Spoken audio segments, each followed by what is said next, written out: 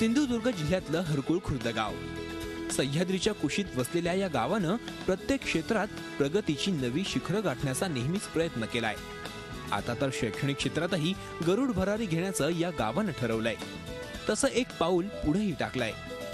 गावातल्या जिल्हा परिषदेच्या हरकुळ प्राथमिक शाळेनं मुलांना मुख्य प्रवाहात आणण्यासाठी शाळा डिजिटल केली आहे। कुठल्याही सरकारी मदतीवर अवलंबून न राहता गावानं तंत्रज्ञानाची कास धरली आहे। शाळेतल्या खडू, फळा आणि दप्तराची जागा आता ऍप्लिकेशन्स, प्रोजेक्टर्स आणि ऑनलाईन पुस्तकांनी घेतली आहे।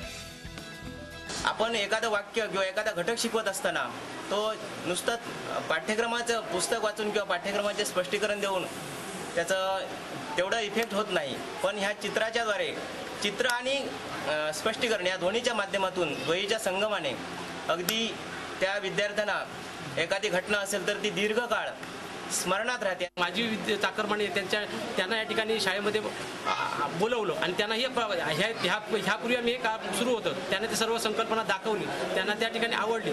त्यांनी त्याच वेळी आमच्या त्या मिटिंगला एकाच वेळी आम्हाला 30 ते 40 हजार रुपये मिळाले आणि हा मदतीचा ओघ अजूनही थांबलेला नाही। या शाळेत सर्व शिक्षा अभियानाअंतर्गत 34 लाख रुपये खर्चून बांधलेल्या नव्या इमारतीचा लोकार्पण सोहळाही या निमित्तानं पार पडला। शाळेतील हा प्रकल्प पाहिल्यानंतर संपूर्ण सिंधुदुर्ग जिल्हा डिजिटलाइज करण्याचा मानस आमदार नितेश राणेंनी बोलून दाखवला। शिक्षणाचं महत्त्व आणि भविष्याकडे वाटचाल, ते भविष्याकडे लक्ष ठेवून आमचा हा प्रवास सुरू आहे। येणाऱ्या कालावधीमध्ये अन्य जिल्ह्यांच्या तुलनेमध्ये सिंधुदुर्ग जिल्हा हा डिजिटलायझेशनमध्ये अग्रक्रमांकावर असेल, 1 क्रमांकावर असेल असं माझं ठाम मत आहे।